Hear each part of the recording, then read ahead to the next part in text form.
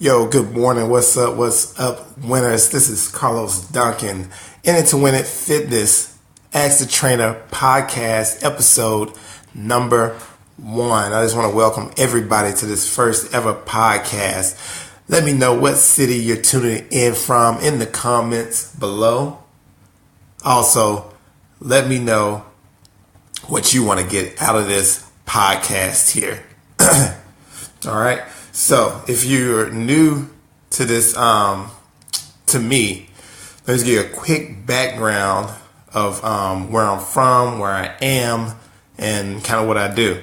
So I'm originally from Memphis, Tennessee. I now live in Richmond, Texas, which is just a few miles outside of Houston, Texas. I've been a certified personal trainer for over 10 plus years now. I started off working at 24 Hour Fitness. From there, I moved here to Houston and I started working at Memorial Hermann Wellness Center off of 59. And then from there, I went to work with MediFit with MD Anderson. And then from there, I decided to go ahead and start my own business, In It to Win It Fitness, where I do personal training online, and also I meet people at their subdivisions or apartments or parks. So that's kind of what I do now. And also, you may have seen I do a lot of cooking. I try to educate people on nutrition, exercise, changing their mindset. That's what it's all about, that mindset. And that's what we're talking about today in this podcast on sticking to your New Year's resolution. All right. So let's go ahead and get right into this. Let's talk about first. This is I think this is January the 29th. This is the time when a lot of people tend to drop off the map, drop out of the gyms. They fall off their healthy eating plans. They also just drift away from their daily routines or their workouts, things like that. So I want to tell you how you can stick to your goals for this year and beyond this year. Because again, every year we tell ourselves, hey, this is the year. This is the year. I'm going to do it 2010. I'm going to win. So everybody got their little rhyme with it, but a lot of people tend to fall off, and you go back and you think in retrospect, how many times have I told myself I'm going to reach my goals, and then the first month or 2 months I end up quitting because I didn't reach that goal I wanted to reach. So today we're going to talk about how to set up those goals, how to make them specific to you. And what we're talking about specifically are SMART goals. It's an acronym. S is for specific. M is for measurable. A is it attainable or achievable? The R is for, is it relevant to you? And then T is the time, how long it's going to take you to reach that goal realistically, which backtracks to everything else. The other thing we're going to cover is where a lot of people fall off at, is relying on the scale too much, because they can fluctuate quite a bit, especially if you check your weight on a regular basis every day or every week. It can fluctuate a lot. So we're going to talk about not relying on the scale as much and relying on other ways to track your progress. All right. The other thing is, how do I stay motivated? This is a lot of people issues. How do I stay motivated? How do I stay consistent in my training program, in my healthy eating?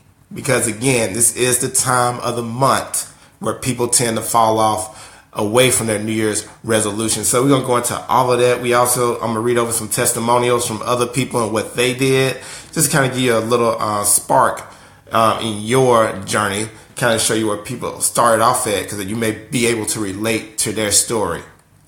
The other thing, I'll give a fitness app recommendation at the end, and then we'll go finish off with a little bit of fitness news. All right. So let's go ahead and get this thing started right now. Again, let me know in the comments below where you're tuning in from, what city.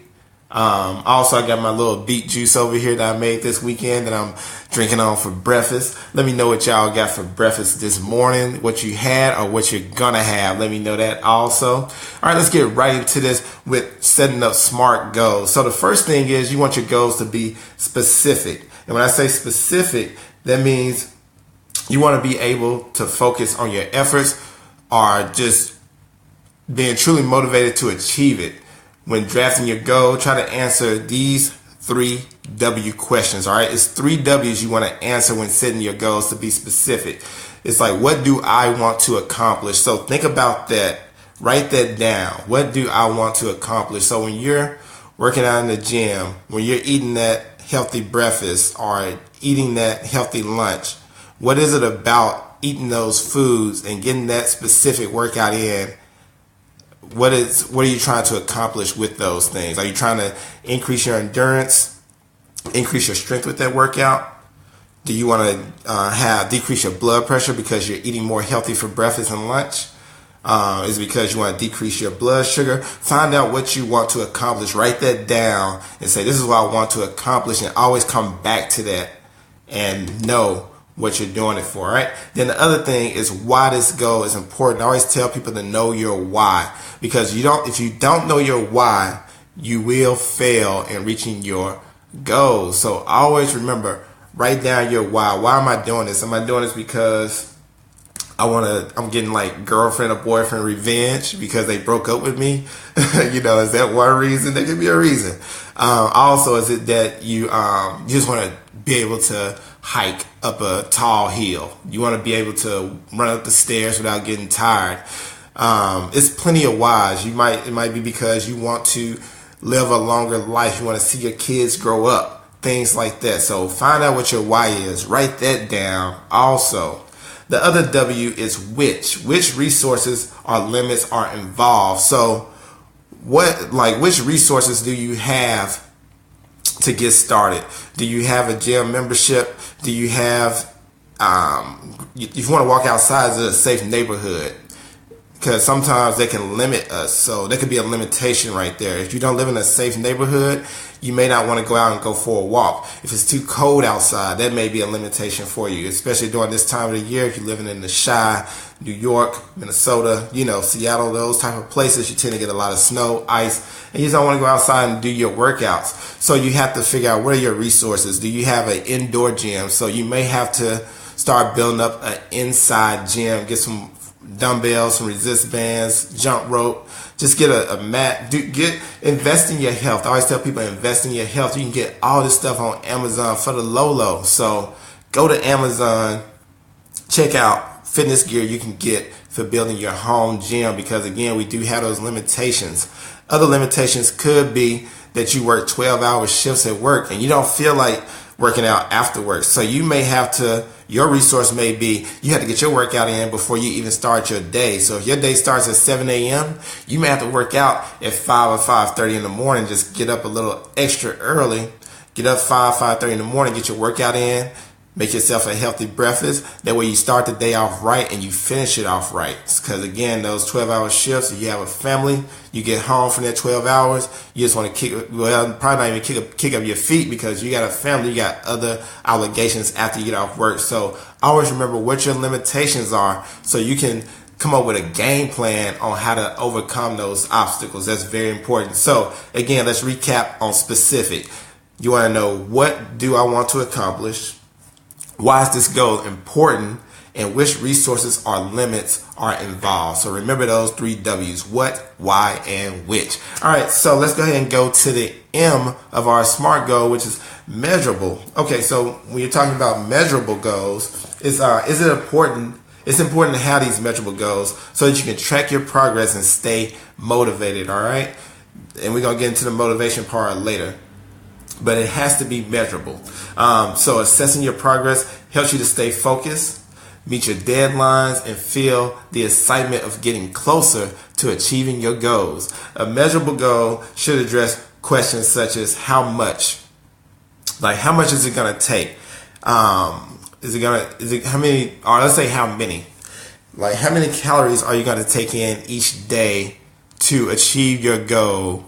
Or how many less calories are you going to take in to achieve your goal of weight loss or getting healthy? How many days per week will you have to go into the gym in order to make this happen? Or how many days you have to work out at home? So always find those factors. Make it measurable. Find out how much and how many it's going to take to get you to that point. How much effort is it going to take you to get where you need to be? All right. Then let's go right into A, which is achievable or attainable. It says your goal also needs to be realistic and attainable to be successful. In other words, it should stretch your abilities but still remain possible. So again, it should kind of push you into a kind of like an uncomfortable situation, but it should still be able to happen. Like, it should be possible. Even though it makes you feel a little uncomfortable, it should still be possible. So the first thing you gotta do is ask yourself, how can I accomplish this goal? What can you do? What can you change in your lifestyle to accomplish this goal? What are you doing now that's hindering you from reaching your weight loss goals? What are you doing now that's hindering you from decreasing that blood pressure or reducing your blood sugar levels? What's causing you to not accomplish these goals? All right, figure that out. All right, so first you want to figure that out, and then the next thing you want to ask is, how realistic is the goal based on other constraints? So how realistic is your goal? So I get people asking me, how do I lose 30 pounds in a month or 2 months? I'm like, that's just not realistic. It's just not realistic. It's not achievable. It's not attainable. You cannot lose 20 to 30 pounds in a month and expect to keep it off. If you do get it off, you're not going to keep it off. And plus, if you lose that much weight, you're losing water weight, muscle weight, and you're losing fat. So I always tell people the fast way is never the route. You want to make it attainable. So let's say your goal is to lose 30 pounds. We want to say, give yourself 5 months, because I always say you can lose probably that in 3 to 4 months, but give yourself a little extra wiggle room there, because it may not happen. Also, let's go back. Let's think about this, like we're going to talk about later, not relying on the scale too much. Think about other goals. So you may say, hey, I can't climb 5 flights of stairs. I get tired when I get up to the 5th floor. So make that a goal. That's something attainable. Say I want to be able to run or be able to walk up 5 floors of stairs or 5 flights of stairs and not get tired. That could be a goal. Instead of just making it about weight, make it about other factors. Make it attainable. Again, if you have a goal of 30 pounds, do not say I'm going to do it in a month or 2, because you set yourself up for failure. Again, set yourself up for success. Do not do that to yourself. You're going to stress yourself out. It's going to cause more issues because you're not getting to where you want to be at in that little bit of time. And that's why people tend to fall off. It's because, again, those goals are not attainable. They are not realistic. They have to be realistic if you're going to stick with it for the long term. That's what it's all about, making it a lifestyle change. This is not just for a few months. This is not for just a wedding. It's not for a vacation. This is for a lifetime. This is your health. So think about it that way. This is your health. Do you want to take care of your heart, your body in general, your brain function, all that? Think about everything. Make it attainable, and don't just think about the scale. All right. Let's go into the next one, the R, which is it relevant to your goals? Is it relevant to what you want? Excuse me. I get a little sippy sip here.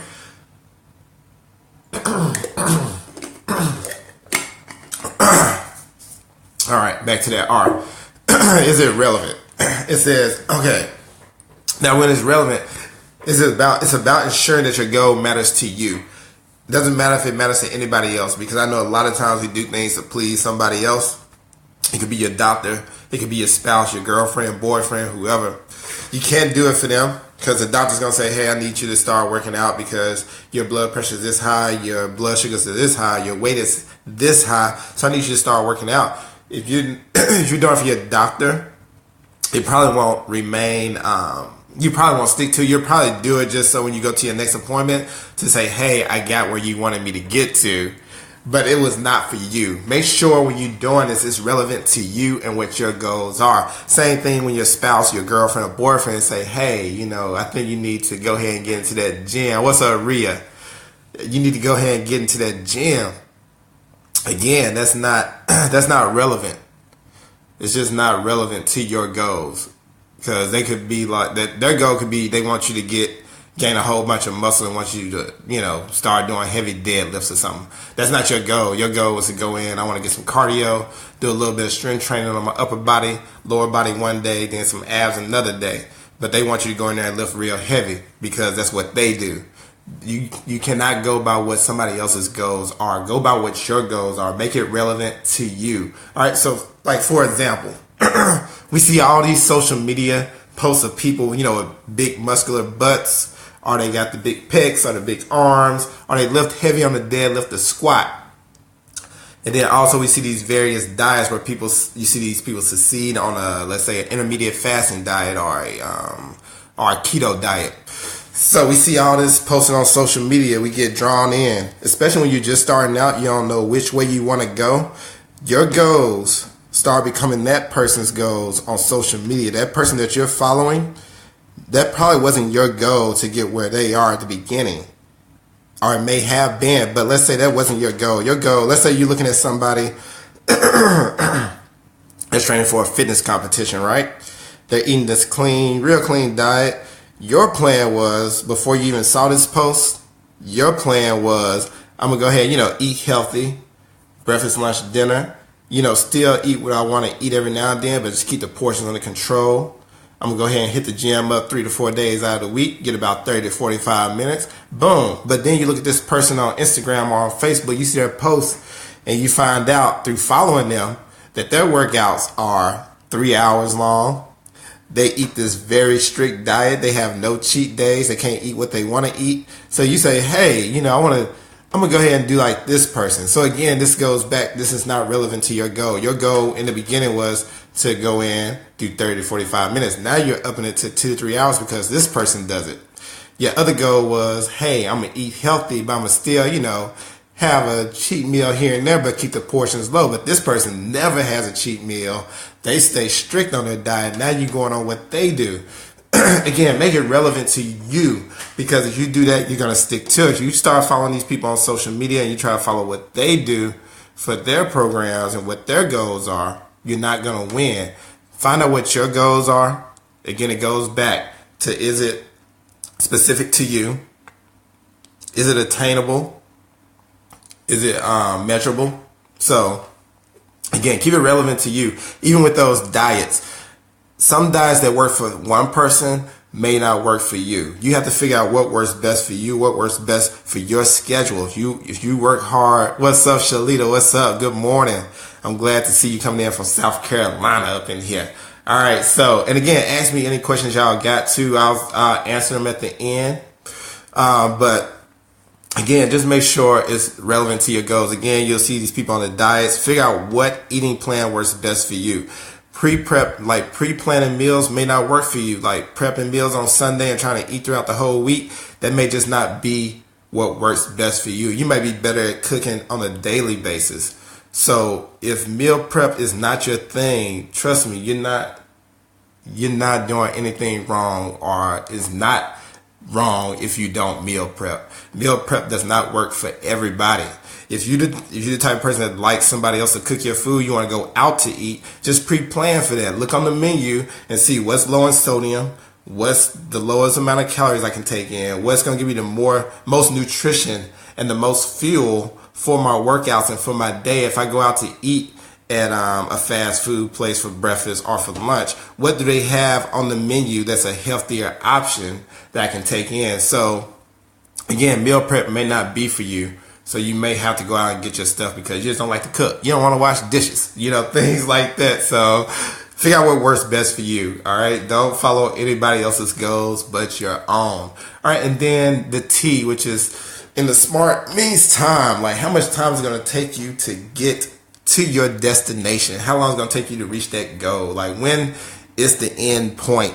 I really don't like to kind of do the win sometimes because, again, you can kind of set yourself up for failure if you didn't set that specific, realistic, attainable goal. If it's not relevant to you, you will fail if you set that win to the end of the month and then it doesn't happen. So make sure your win is, again, it goes back to attainable. Make sure it's attainable. The other thing is, what can I do? Let's say this. Time bound wise, what can I do in 6 months from now? So think about that. what can I do in 6 months from now to achieve my goal? Let's say your goal is to lose 60 pounds. What can you do during these next 6 months to kind of get closer to the goal? Even if you don't reach that goal, what can you do to get closer? Can you start eating more healthy? Can you start going to the gym, 30 to 45 minutes, 4 to 5 days out of the week? Can you make your cardio workout more intense? Can you try some new classes? Can you try doing weightlifting a little bit longer? So many different factors that you can play on that to reach your goal in 6 months. And again, if it doesn't happen in 6 months, you still are going towards what you want to reach. You can even say, what can I do today? Like, what can you do right now today to start reaching your goals? Can you make a healthy breakfast today? Can you skip that McDonald's chicken McMuffin or that egg McMuffin? Can you skip that? Can you skip them pancakes at IHOP today? Things like that. What can you do today to just start? Can you park further away from where you work to take a little bit longer of a walk? Can you take the stairs every 5 minutes during your work schedule today? Like every hour, get up 5 minutes and walk around. Doing little things like that. What can I do today to get my goals started? So answer those questions. So that's how you set your SMART goals right there, okay? All right, so let's go right into the next part of it, which is not relying on the scale. Also, you know what? I want you to leave in the comments, if you haven't started, what are you going to do today, right now, today, to get started? Not tomorrow, not next week, but today. Let me know in the comments what you're going to do.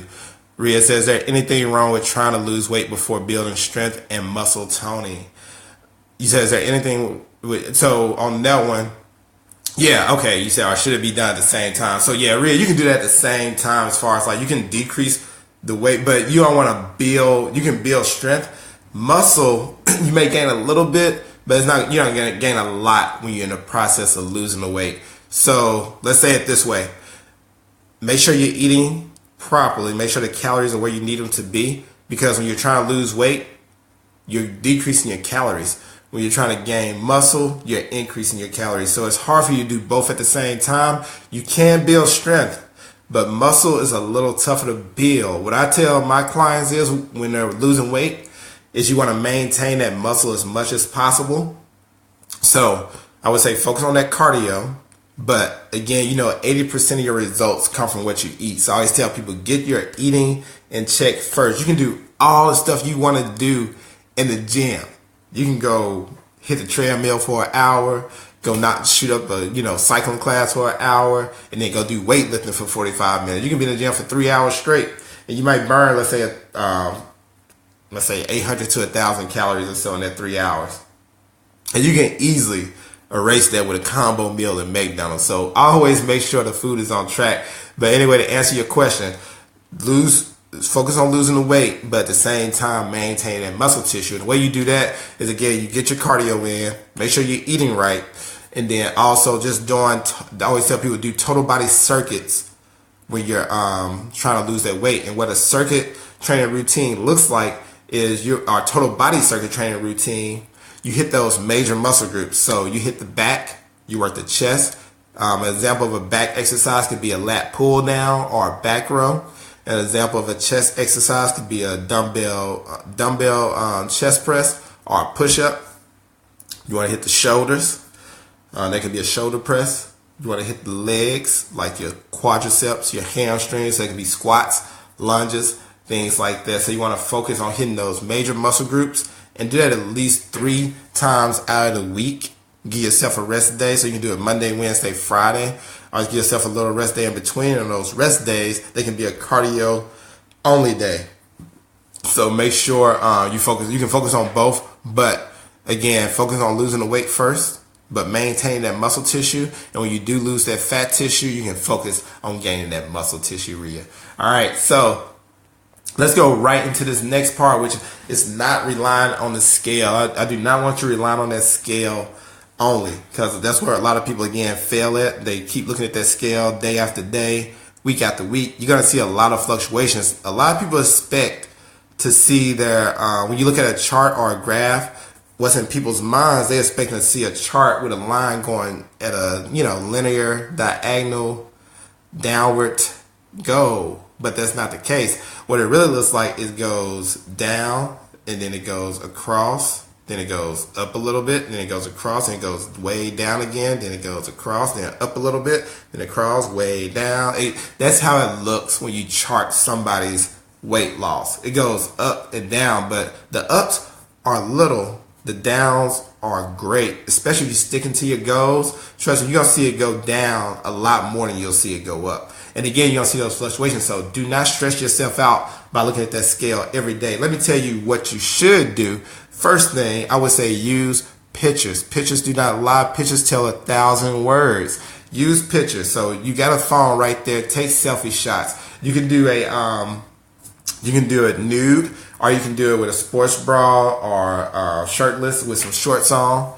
And you can take a side profile shot, a back profile, then a front profile. And you can always come back and look at those pictures, and you'll see your progress visually. You'll see that you are losing the weight. Even if that scale doesn't move but 2 pounds, if you see you lost a whole bunch of inches, you're good. So don't rely on the scale. Use pictures, number one. Next thing, you can use circumference measurement. So you can measure out your waist, your arms, your hips, your thighs. Using that circumference tape also lets you know where you're losing the weight at. Same thing with the pictures. When you look at the picture, you can tell, okay, I'm losing from my thighs, or I'm losing from my midsection, or from my face. Same thing with the circumference measurement tape. When you measure out that waist, your hips, or your thighs, you can easily tell where you're losing the weight from. All right. So again, use a measuring tape to help you out also. Number 3, go by how your clothes fit. If your clothes are fitting more loose, or if you're able to fit into something you couldn't fit in for a long time, you're on the right track. You're reaching your goals. You're on your way. Trust me. If the scale tells you different, oh well, your clothes and told you something else. So don't worry about the scale. Don't let the scale rule you. All right. All right. And then the other thing is your energy levels. That's also a way to figure out if you're on the right track. So let's say when you woke up in the morning, before you started working out, before you started eating right, you were always stressed. You always felt bad. You always felt grumpy, stuff like that. But now, since you've been working out and eating right, when you wake up in the morning, your energy levels are super high. You don't really need that morning coffee anymore. You're like, oh, I'm good. I had my smoothie this morning. I got my healthy breakfast in, my oatmeal with blueberries and bananas, all that good stuff. So you're feeling a lot better now as far as energy levels. So that's another way to tell you're on the right track. Your energy levels are higher. You feel better. You feel less stress. Those are, your mindset is changing. Also, if your mindset is changing, you're on the right track. The other thing is you're starting to increase endurance and stamina. Remember what we talked about earlier, like for the example with the stairs. Like before, you climbed three flights of stairs and you were like breathing super hard. You were like, I don't know if I'm gonna make it. I don't know if I'm gonna make it. But now you climb on 3 flights of stairs plus 5 more, and you at the top, you're like, oh yeah, what's up? I'm up here. Yeah. You don't even need you don't even want to take the elevator or escalator anymore. You're looking for the stairs. Shoot, that's when you know you made it. Your endurance and stamina is changing. All right, and then the other thing is you start gaining strength. So if you're doing your weight training right, you start noticing that you're getting stronger. You start lifting more weights. Like what you were lifting, them 5 pounds you were lifting before when you first started, they now 10 pounds. They now 15 pounds, 20 pounds. You starting to increase that weight. You starting to do more sets, more reps. You're not getting tired as quick. That's another way to measure that you're on the right track without using that scale. The other thing is you're exercising more. Before you were a couch potato, you weren't moving at all. You were sitting at your desk all day. You go home, watch Netflix and chill. Netflix and chill in the bed. You weren't moving at all, but now you're exercising 2 or 3 days out of the week. That's a plus. I mean, you are doing something you weren't doing before.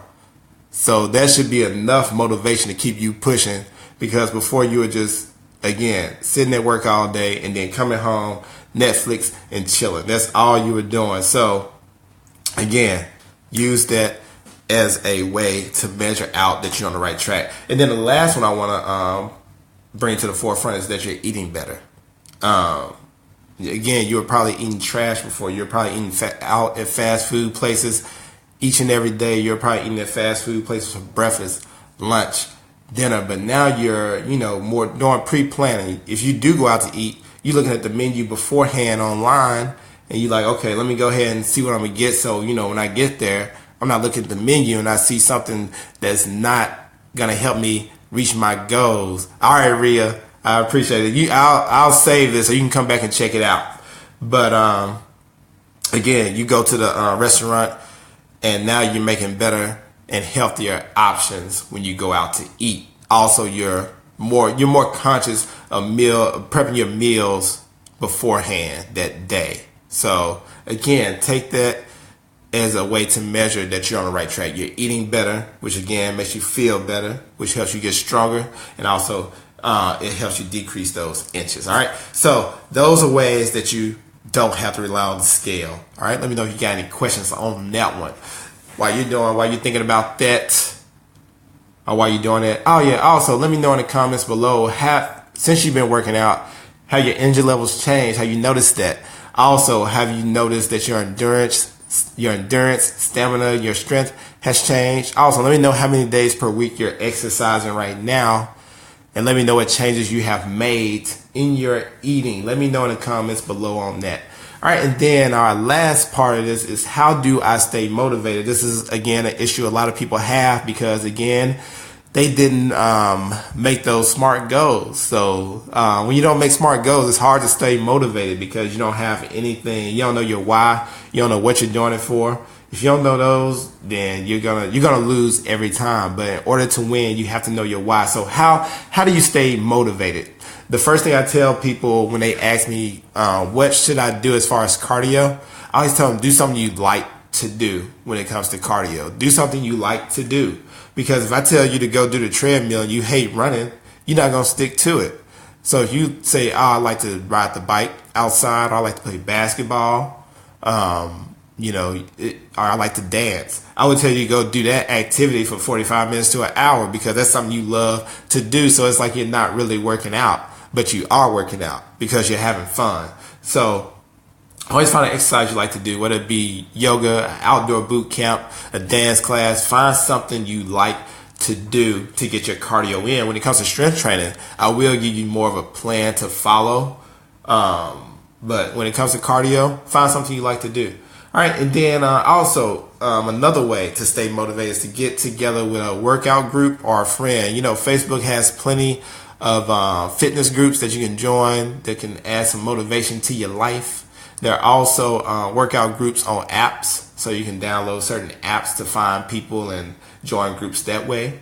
Also, find a friend. It can be your spouse, your girlfriend, boyfriend, coworker, anybody like that. Get somebody to hold you accountable, and that somebody's gonna call you up and say, "Hey, how you got your workout in today? Hey, let's go to the park. Hey, meet me at the gym." Sometimes you do need that extra push or somebody to keep you accountable. So have that person, that friend, that coworker, that spouse, girlfriend, boyfriend. Somebody's gonna kind of push you. You can be a personal trainer like myself, so you can hire somebody if you need to get you where you need to be and get you that motivation in the beginning, and then hopefully your mindset has changed during that time to where you can then go on by yourself and hold yourself accountable. That's the goal, to hold yourself accountable and for you to push yourself to do it. And that's another way to stay motivated. Another way to stay motivated is to switch up the workouts every now and then. Switch it up. So let's say you've been doing the treadmill for a while. It's starting to get boring. You've been doing that for 2 months. The same routine. You go in, I'm going to do 30 minutes on the treadmill. Boom. Switch it up a little bit. So you've been doing like just flat incline on the treadmill. Switch it up by doing a little bit of an incline and then taking the incline down. Try doing the elliptical another day, the rower, and then try a fitness class, stuff like that. Mix it up a little bit so you don't get too stuck in the boring and mundane workouts day after day. The other thing is you want to celebrate every success. A lot of people do not celebrate every win they have during this thing. Let's go back to what we were talking about earlier on not relying on the scale. You want to celebrate all those successes when your clothes are fitting better. That's a success. Even if you haven't reached your goal yet, your clothes are still fitting better. Your energy levels are up. That's success. You have more energy now, so that means you can work out more. Your endurance is better. That means you can now walk a mile without getting tired. You used to couldn't, like, you can barely like get up off your couch without breathing hard, but now you're walking, jogging, and you're not even tired yet. So your endurance is up. So again, celebrate every success. You're eating better. You're exercising more. Those are all successes. So remember that. That's how you're going to stay motivated. You got to celebrate every success you have. The other way to stay motivated is do not compare yourself or goals to someone else's. Again, it goes back to social media. Again, we look at a lot of people's social media accounts and we see them on a certain journey. They lost, 100 pounds in a year, and you see that. And you look at a lot of these before and afters, and you say, how did you do that? It was simple. They ate right. They worked out. They stuck to it. They were consistent. They were patient. That's key. Patience. That's why a lot of people every year, at the beginning of the year, they say this is the year, because they weren't patient those years before. So you got to remember, patience is key. Consistency is key. If you keep, let's say it this way. Let's say you go in, let's say that first month you going in 3 and 4 days out of the week. Boom, you on it. Then February it turns to 2 days out of the week. Then March it turns to 1 day out of the week. That's where consistency plays a role, because you're not consistent. You going in only 1 day out of the week, you're not going to see results. Same thing with your eating. In the beginning, you were like on top of it. You were prepping your meals in the morning for the whole day. Next month, you're only eating breakfast. The next month, you're skipping breakfast. You're not even eating lunch. So you go back to your old habits. You go back to what's comfortable. And we got to get a little uncomfortable to reach our goals. So again, don't compare. But again, going back to the thing I was saying, don't compare yourself or your goals to someone else's. Whatever somebody else's goals are, those are not your goals. So you see a person on social media that's doing what they do, it may work for you, but again, find out what your goals are. What's your why? What are you doing it for? And you set up your own goals by following the SMART goal method. All right. The other thing is you look at the menu. We talked about this earlier. Looking at the menu before you go out. We have all this technology. We got our phone right there in the palm of our hand. So if you're going out to eat at a restaurant, you got a business meeting, you didn't pack lunch for the day, or you didn't have breakfast, pick up your phone, whatever restaurant you're going to, look at that menu before you go. Make sure you look at how many calories it has. Make sure it has the nutrition you need to fuel your workout. Also, make sure it's low in sodium, things like that. Look at the nutrition list. They have all this stuff on their website. So that's what you need to do. If you didn't prep your meals, pre-plan how you're going to eat out at this place. Because again, if you go out to these restaurants and you didn't pre-plan, you didn't look at it beforehand, more than likely, I say, this is just a guess out of my head, I say 70 to 80% of the time, you're going to see something on that menu you don't need to eat. And it's going to look tempting because they put those nice little pictures on there of the grease just dripping out of the burger with all the, all the fixings and everything on there with the fried onions and the bacon looking all nice and crispy. They do all that to tempt you, but if you pre-plan, you won't get that. But if you don't pre-plan, that bacon burger is going to tempt you, and that's what you're going to end up eating. So pre-plan when you go out to eat. Also, look up simple, easy to make recipes. Again, we got our phone right there in the palm of our hand. We got YouTube. YouTube gives you step-by-step directions on how to make food. You got Cooking Light, allrecipes.com. All these places, like All Recipes, that's probably one of the best. All Recipes, you can put in what you have in your fridge. So if you got eggplant, broccoli, and some chicken or something, you put in those ingredients, and All Recipes will say, these are the recipes we have. They'll give you a list of recipes on how to make that item. And I'll put all these links also on my website when I repost this podcast there. The other thing is you want to create a grocery list. You don't want to go into the grocery store all willy-nilly. You don't want to go in there hungry. Again, if you go in there all, with no plan, you're just like, I'm going to get this, I'm going to get that. You're going to lose. You're not going to win. Create a grocery list. Create a plan. So when you go to the grocery store, you're ready to get what you need and you're not grabbing any and everything off the shelf. I always tell people when you go to the grocery store, have your menu ready of what you're going to cook during that week. So if you're on Monday, let's say Monday through Friday, your breakfast is the same. It's oatmeal with blueberries, with cinnamon, and a little bit of strawberries. That's your breakfast every day. Let's say your lunch and everything switches up. Your lunch and dinner switches up. Make a menu on what Monday, Tuesday, Wednesday, Thursday, Friday, what your lunch is gonna look like and what your dinner is gonna look like. And that way when you go to the grocery store, you got a plan for what your entire week looks like, and you can even save more because you'll be able to print out those coupons that they have online. You don't even have to clip coupons like they did back in the day. I remember me and my mom, we used to be in me, my mom, and my brother Justin. We used to be in the living room just clipping coupons away. You don't have to do that anymore. Now you can just go straight to your phone and you can clip them off the app. Like you go to Kroger or HEB or Publix, whatever grocery store you have in your city, you can easily go to their website and you can click the coupons right there and they'll put it. And once you go up to the front counter, they'll be able to just take the money right off. Just like that. So much easier than it was back in the day. We got it so easy now. But we gotta put everything in perspective. A lot of people think it's tougher.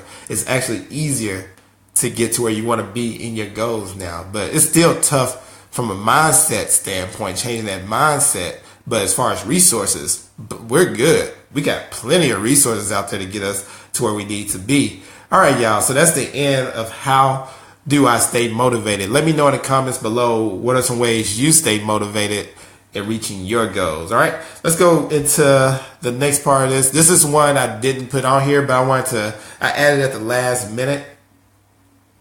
And this was just some testimonials I saw. This first one, and I wanted to do these because I said, maybe somebody can relate to these stories. Because I just feel like somebody can. All right, so this person's name is Ingrid Rink. I think that's how you say it, Rink. But you spell her first name Ingrid. Her last name is spelled Rinck. So I think that's Rink.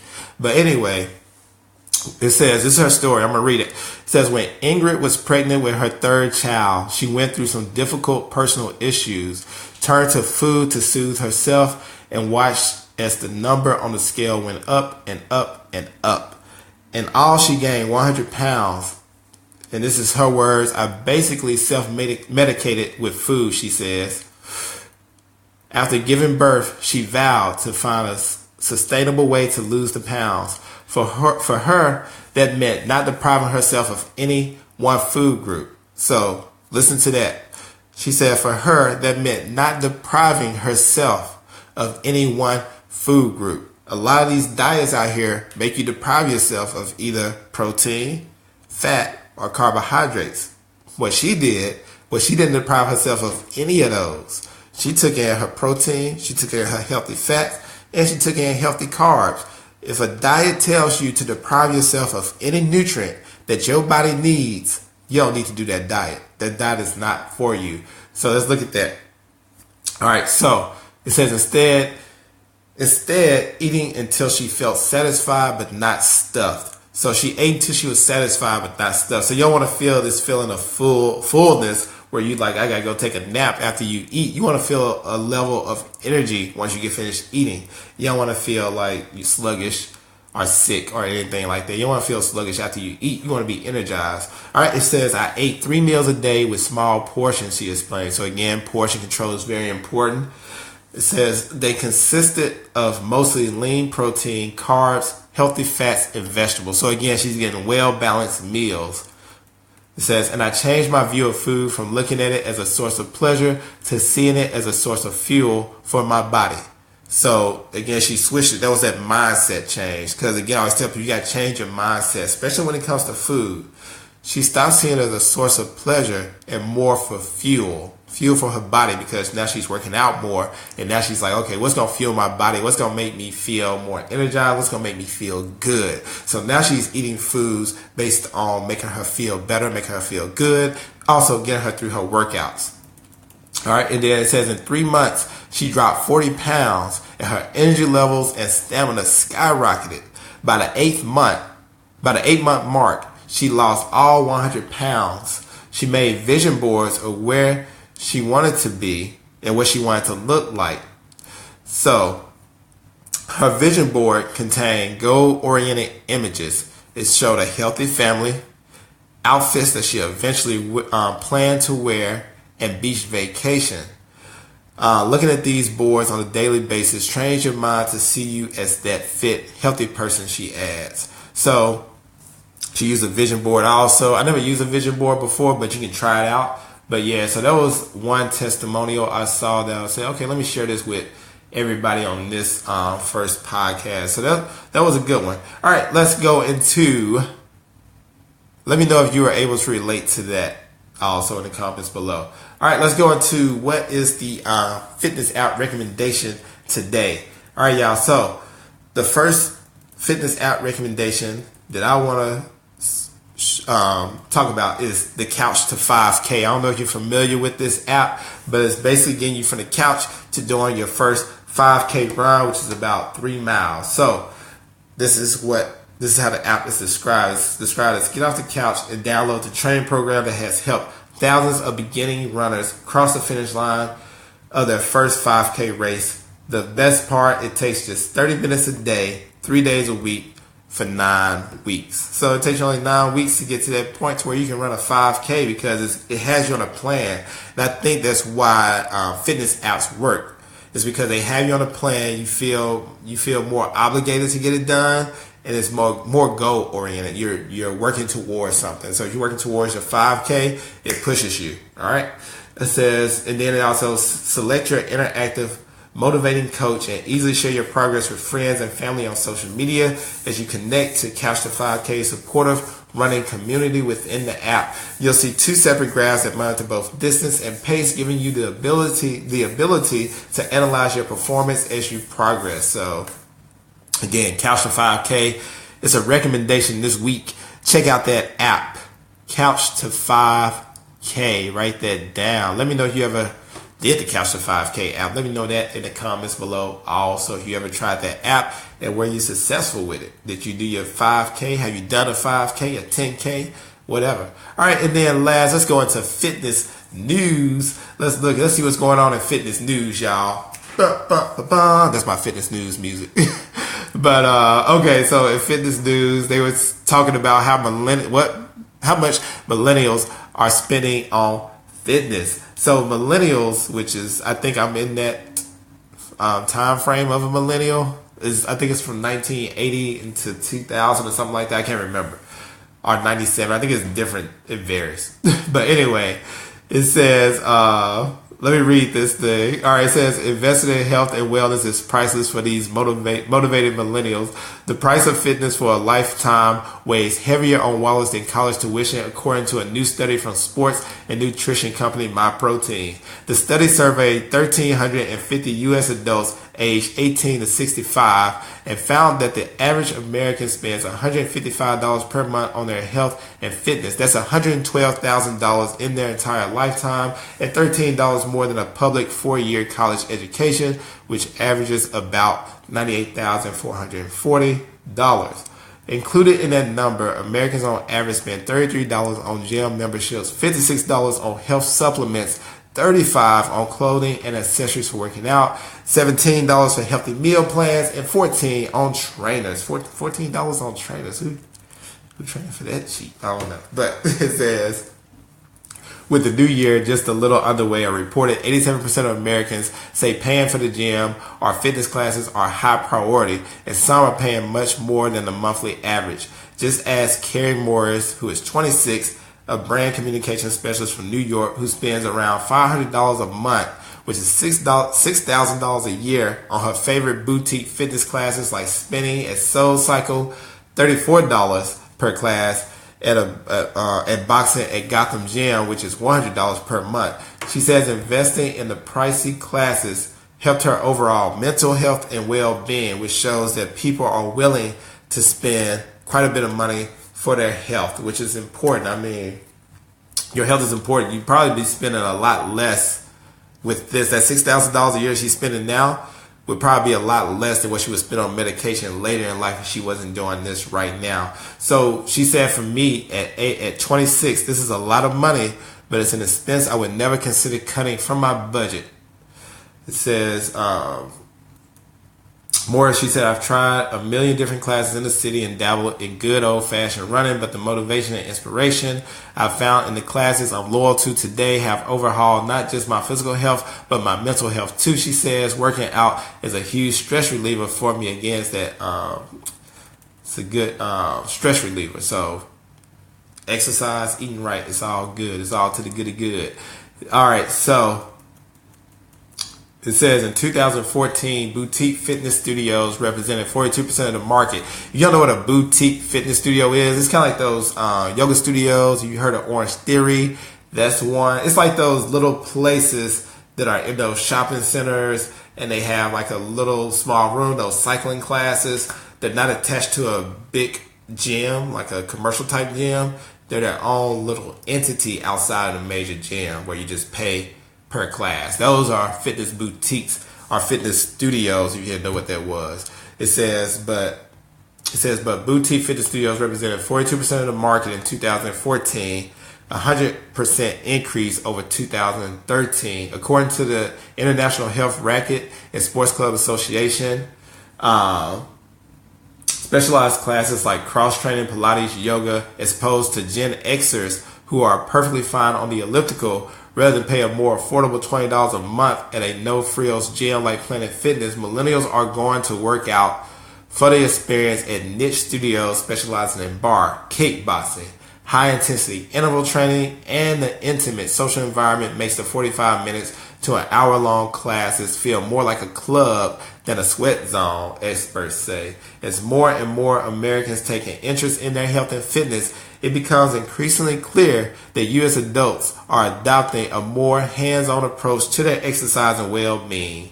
So it's pretty much switching gears. So people are going more to the boutique fitness classes because, again, they get that sense of community.